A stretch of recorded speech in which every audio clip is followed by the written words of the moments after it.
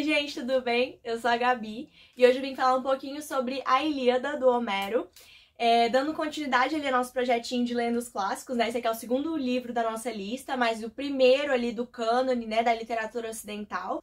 E o que é a Ilíada, né? A Ilíada, então, são esses 15.000 versos compostos em 24 cantos, cuja atribuição, né, ali é dada a Homero. A gente tem toda uma pesquisa, né, em torno disso, se Homero de fato existiu, né, a chamada questão homérica.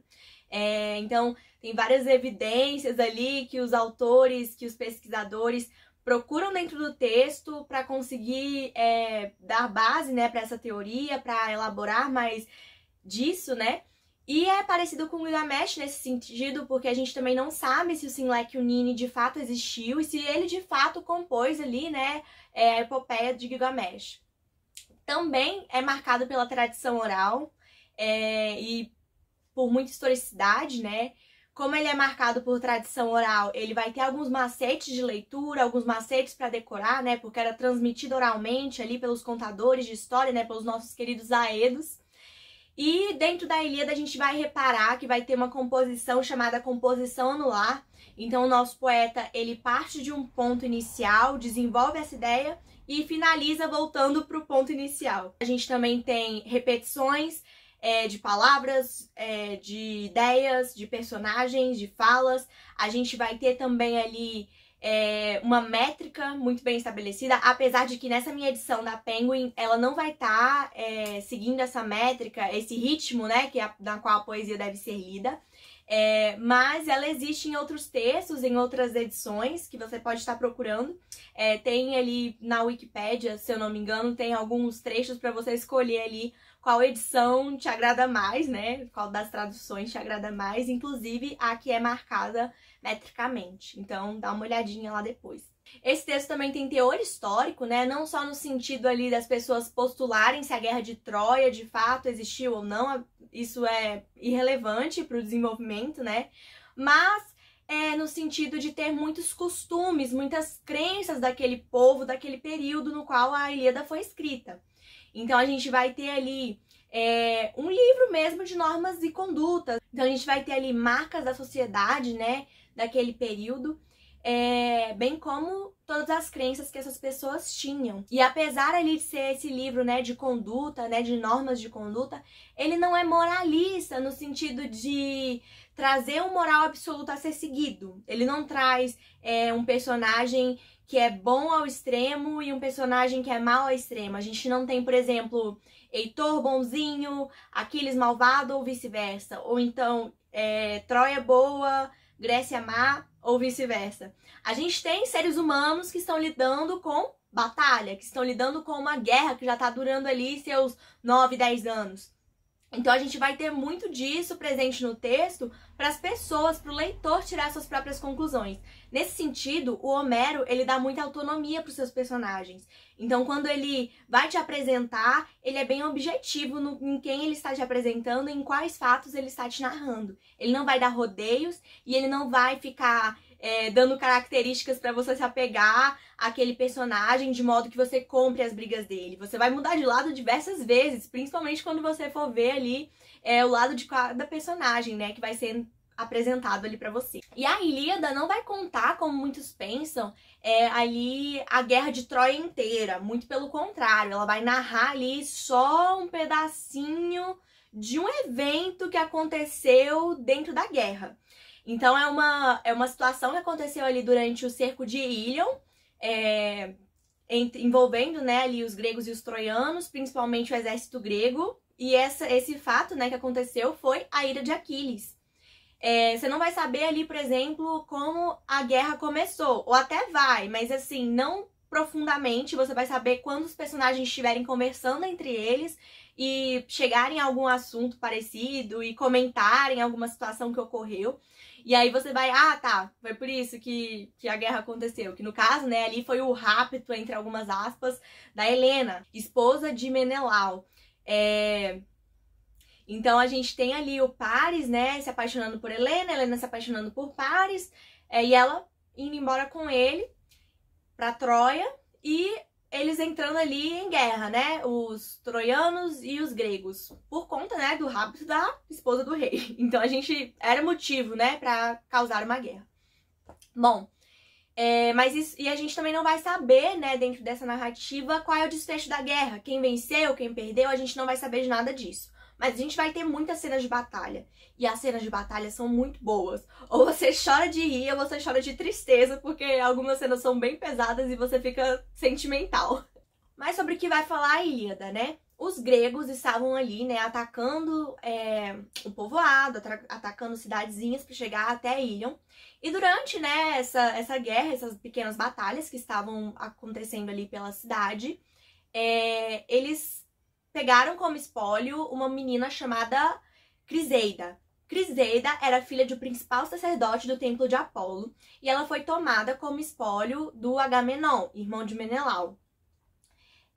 Crises, que é esse Apolo, Crises, que é ali esse sacerdote de Apolo, vai até ao acampamento dos gregos pedir gentilmente para que Agamenon devolva a sua filha. E ele leva ali um resgate, só que ele é super maltratado e Agamenon se recusa a devolver a sua filha. Nisso, o Crises ali vai orar para Apolo e vai pedir para Apolo fazer alguma coisa. Apolo então vai lançar seus dardos com pragas pro acampamento dos gregos, e os gregos vão ficar em petição de miséria. Nisso, os soldados vão conversar com Aquiles, que é o principal ali soldado dessa guerra, que é o principal guerreiro deles, e pedir, né, para que ele converse com Agamenon e convença Agamenon a restituir Criseida para o pai. Nisso, Aquiles concorda, vai até Agamenon, conversa com ele, e Agamenon concorda em devolver a Criseida, desde que ele pegue a Briseida, que foi ali o espólio de guerra do Aquiles. Veja bem, você retirar o espólio de guerra de algum soldado, de algum guerreiro, era uma coisa muito grave naquele período. Era uma coisa de desonra, significava que o trabalho, que a vida daquele guerreiro era insignificante, que ele não estava fazendo seu trabalho direito. E você fazer isso com o principal guerreiro do seu exército, então era uma ofensa muito grande. Aquiles fica revoltado, ele cogita até matar o Agamenon, só que nisso a deusa Atenas interfere, faz aquela coisa toda. E acaba que ele não mata ele volta pra cabana dele lá, ou ele volta ali pra tenda dele, e o que ele vai fazer? Chorar pra mãe, porque é isso que nós adultos fazemos, né, quando a gente tá com algum perrengue. E aí ele começa a falar pra mãe dele: ai mãe, roubaram minha Briseida, vai falar com Zeus pra ele me devolver a minha Briseida. Detalhe, ele é filho, o Aquiles é filho ali da Tétis, que é uma deusa, uma divindade. Ela toma todas as dores do filho, porque ela sabe que o filho dela não vai viver muito tempo. Então ela fala algo do tipo: ah, meu filho, um anjo de luz como você não deveria passar por dores nenhuma. Então é bem engraçado, porque você já percebe que o menino é mimado. Então a Tétis vai até o Zeus e vai conversar com ele sobre isso que aconteceu e vai pedir para que Zeus honre o filho dela. Nisso, o Zeus conversa ali com a Tétis e tal. A Hera escuta ali alguns dos planos deles contra o exército grego, né, por ter feito o que fez com Aquiles. E a Hera já quer entrar ali no meio, e aí já começa o motim dos deuses, né? Cada deus tem o seu preferido, cada deus tem seu exército e guerreiro preferido.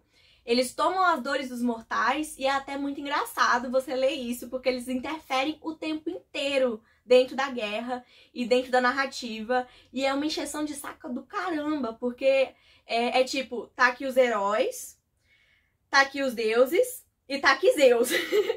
Então Zeus tá manipulando os deuses e os deuses estão ali manipulando os heróis, né, da guerra. Nisso, Aquiles não toma mais parte dentro da guerra. Ele fala que não vai mais mover um músculo e vai ficar ali quietinho junto às naus.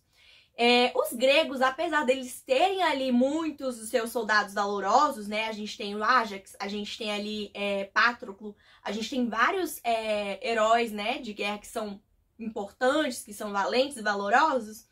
Eles sentem a falta do Aquiles ali, né? Ainda mais que os deuses estão pesando as mãos ali, né? Então tem deuses e deuses mexendo ali os pauzinhos para eles vencerem ou perderem aquela guerra. E o exército troiano não fica atrás. O exército troiano também tem os seus valentes, né?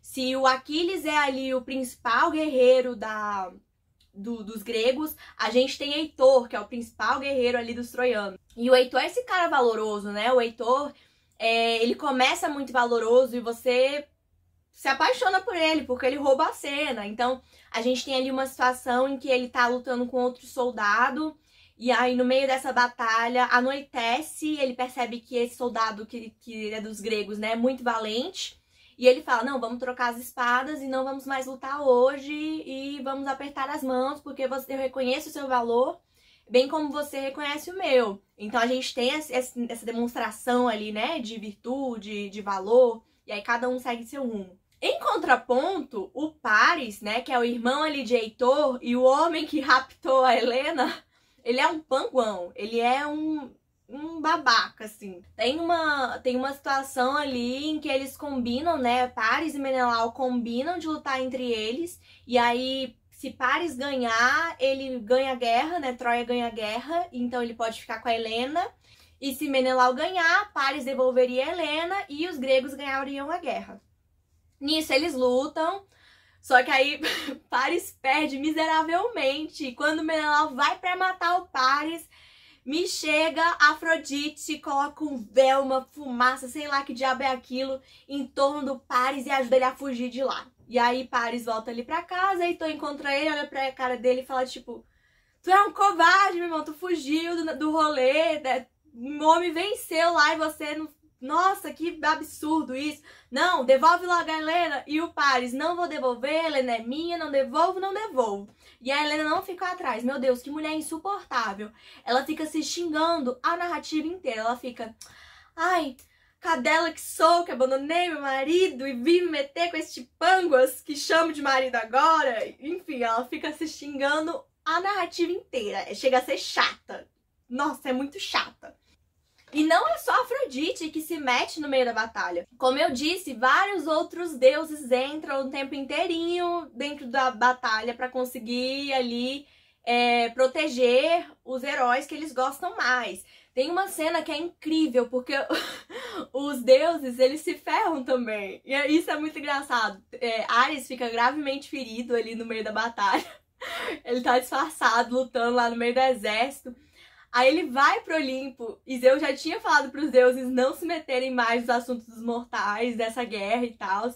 E aí ele chega pra Zeus chorando, tipo, ele me machucou e eu sou o deus da guerra, ai, faz alguma coisa. E aí Zeus olha pra cara dele e fala algo do tipo, olha seu exército, como que pode, não sei o quê. Nossa, absurdo, aqui do Olimpo você é o mais odioso pra mim, só te curo porque tu é meu filho e olha lá, para de comprar as brigas de Hera.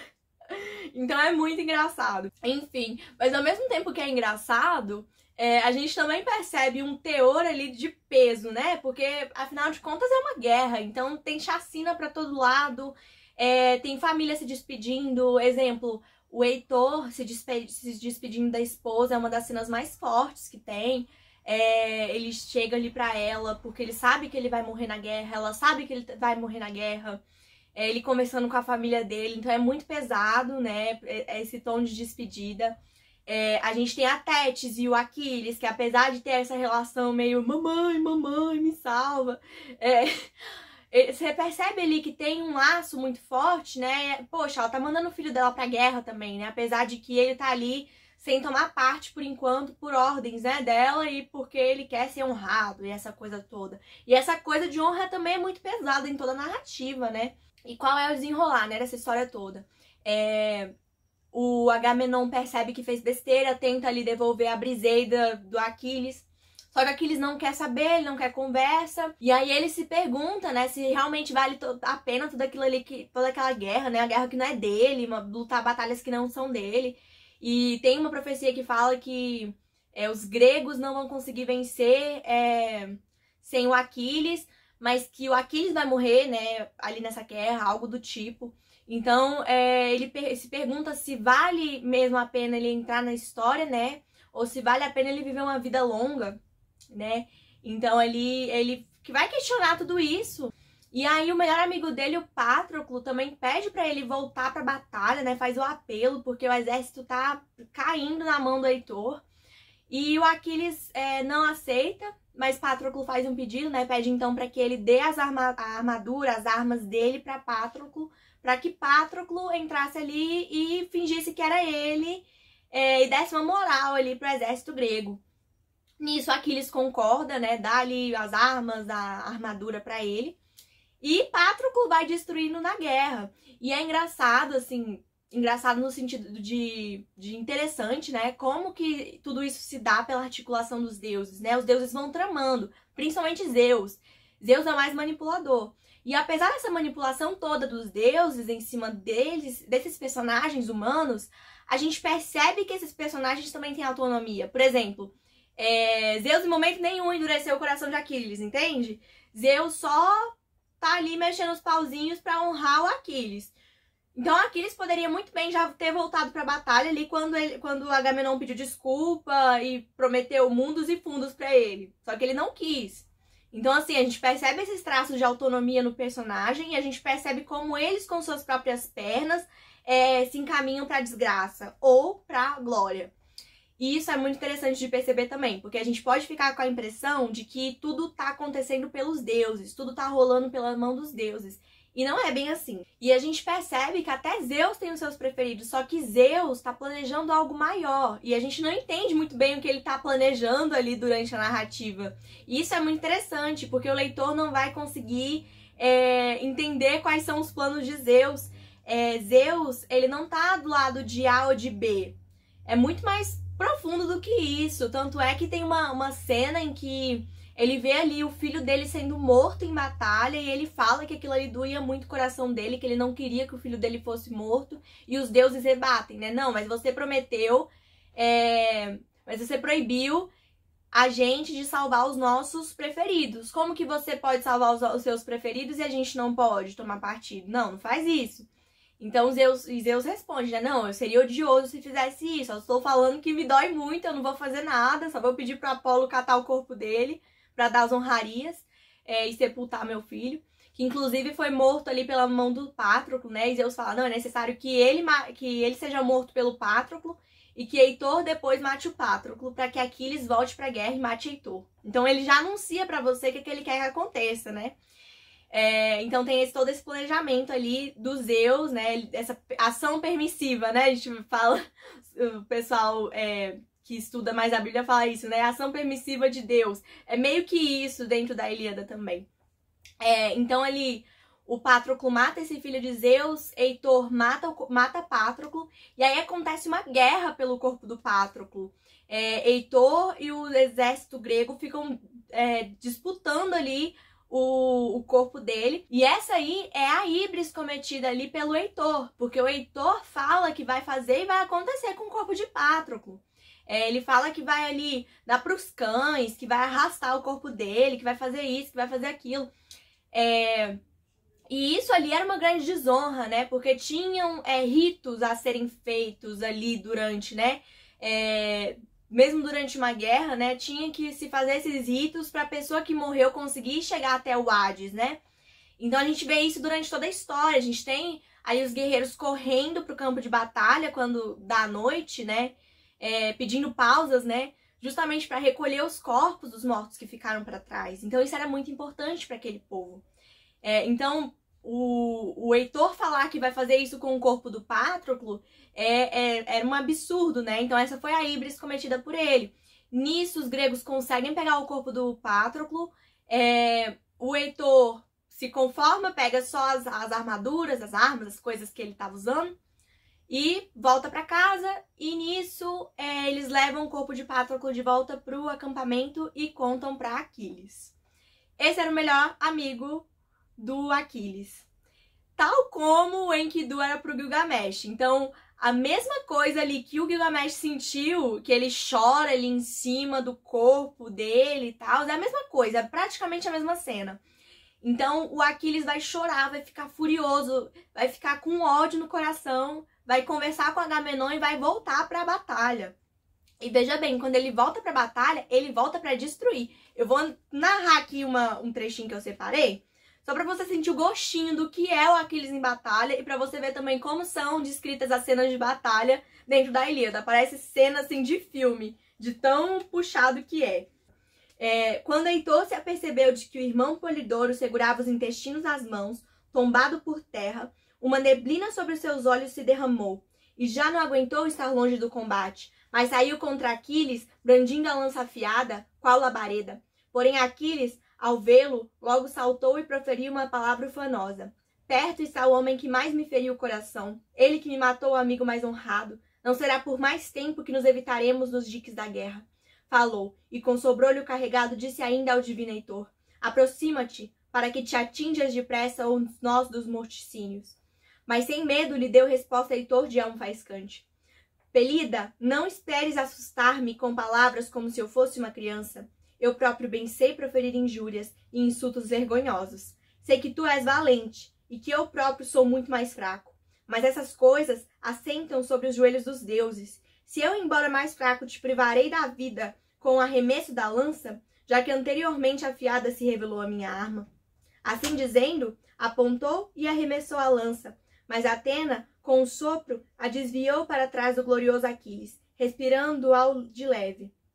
A lança voltou para o divino Heitor e caiu-lhe à frente dos pés. Porém Aquiles atirou-se a ele furiosamente, ávido de matar, emitindo um berro medonho. Mas Apolo arrebatou Heitor assaz facilmente, como é próprio de um deus, e ocultou um denso nevoeiro. 3 vezes se lançou, em seguida o divino Aquiles de pés velozes. Com a bronze e a lança, 3 vezes deu estocada no fundo nevoeiro. Mas quando pela 4ª vez contra ele se lançou como um deus, deu um grito terrível e proferiu palavras aladas. De novo fugiste da morte, ó cão, mas deveras perto de ti chegou a desgraça. Agora mais uma vez te salvou Febo Apolo, a quem deves rezar quando te metes no arremesso das lanças. Mas na verdade acabarei contigo da próxima vez que te encontrar, se porventura comigo algum dos deuses estiver como auxiliador. Agora irei novamente atrás dos outros, de quem me surgia à frente. Disse e atingiu Dríops no pescoço como estocada da lança. Então ele faz todo esse discurso, depois pega a lança e pá no cara que tá passando ali do lado dele. Então a gente tem toda essa cena, assim, né, de chacina mesmo, em todo o tempo. É esse ritmo frenético, a Ilíada. Apesar de terem alguns tempos ali que a narrativa é um pouco arrastada. Nisso, o Heitor sabe que ele não tá muito bem e ele vai conversar um pouquinho com Aquiles. Ele vai pedir para Aquiles prometer que caso ele morra, que ele seja devolvido aos pais dele para fazer devidos honrarias, né? Fazer o sepultamento que lhe é devido. E ele promete que fará assim com Aquiles, né? Caso ele mate Aquiles. E Aquiles ri na cara dele, fala que não vai fazer isso, que vai fazer acontecer. O mesmo discurso que Heitor fez para Patroclo, o Aquiles repete. E ele repete e cumpre, porque ele mata o Heitor, ele amarra o corpo do Heitor na carroça e é uma cena assim desoladora, porque a gente se apega ao Heitor, porque a gente viu ali ele se despedindo da esposa, ele tentando ser aquele homem honrado no início da história, né, conversando ali com o Ájax quando eles estão em batalha. Então a gente tem toda uma imagem ali do Heitor, né, apesar daquela cena horrível que foi ele lutando contra o Patroclo. A gente sente pena do Heitor, porque é uma cena muito forte. Então ele arrasta ali o corpo do Heitor com a carroça, né? Amarra e sai arrastando. Nisso, o pai do Heitor chega e ele vê o filho dele sendo arrastado, a mãe do Heitor, a esposa. Todo mundo fica vendo e aí começa aquela descrição de choro, falando que a esposa começou a chorar muito. E ele leva o corpo do Heitor embora. E aí, nisso, os deuses se reúnem, né? Ali Zeus conversa então com a Tétis, pede pra Tétis ir avisar ali Aquiles que ele vai mandar o pai do Heitor pra recolher o corpo do filho e que é pra ele deixar. E ele vai conversar também, vai mandar alguém pra falar ali com o pai do Heitor, falando que ele pode ir lá buscar o corpo do filho dele, que o Aquiles vai permitir que ele leve ele embora. E assim é feito, né? E é uma cena assim muito triste, porque chega lá ele todo humilde pedindo pro Aquiles, né, devolver o filho dele. Ele apela para o emocional, né, então ele fala do pai do Aquiles também. Ele, pensa no seu pai, né, tem a minha idade, tem um filho em guerra, imagina o sentimento dele. E ele fala até do Patroclo, fala, eu sei que você perdeu alguém que lhe era querido, eu sinto a sua dor porque eu também perdi alguém que era querido, e mais, eu tô beijando a mão assassina do meu filho, porque ele chega já beijando a mão do Aquiles. Então é uma cena muito forte. E aí o Aquiles, ele se comove, né? Ele se deixa levar por aquele momento, né? Concorda, dá o corpo ali do Heitor pro pai, devolve, né? Os deuses protegeram ali o corpo do Heitor enquanto o Aquiles andava com ele pela carroça. Então quando ele devolve, ele ainda fala algo do tipo, não, tira os dias aí que precisa, nesses dias a gente não vai lutar, vai ser o sepultamento do Heitor. E aí vocês podem ficar tranquilos que ninguém vai lutar nesse período. Então, assim acaba a Ilíada, né, com o sepultamento ali do Heitor, o Heitor, né, o pai levando o Heitor para sepultamento, uma coisa bem triste, bem marcante. E é basicamente isso, né, que é a Ilíada. E aí a gente tem, né, tudo aquilo que eu falei sobre os deuses estarem se intrometendo e até onde vai a autonomia dos personagens, que pelo que eu falei, né, e pelo que eu li da obra, eles têm muita autonomia, eles conseguem agir por eles mesmos, eles cometem erros, eles cometem acertos, eles são punidos ou recompensados de acordo com suas ações, e os deuses estão sempre lá em batalha. Então, eles contam com a valentia deles e com a crença dos deuses, né? Então, é muito interessante ver como isso tudo se articula dentro da narrativa e de como isso ainda está presente no nosso jeito de contar a história, né? Nos nossos filmes de ação, os personagens se vestindo apropriadamente para a batalha, aquela cena toda, né, dessa preparação, dessas lutas, a descrição dessas lutas, como se davam, né? Coisa de filme, aquele chegando, matando todo mundo dentro do exército. E como eu falei, é um livro que tem esse tom de normas de conduta, né? Como a Bíblia por exemplo, para nós nos dias atuais, né? E se assemelha com o Gilgamesh também por causa disso, porque quer transmitir ali uma mensagem de valores, mas em momento nenhum é moralizante, justamente porque os personagens são extremamente humanos, que cometem erros e acertos. Os próprios deuses são muito humanos, e isso é muito interessante de analisar, né? Ali dentro da cultura grega. E a própria cultura grega vai ser um impasse pra gente que vai querer ler esse livro. Por quê? Esse livro, ele foi escrito para pessoas de um determinado período. Então, o período no qual ele foi escrito, aquelas pessoas já tinham noção das lendas, já tinham noção dos mitos, já tinham noção de tradição.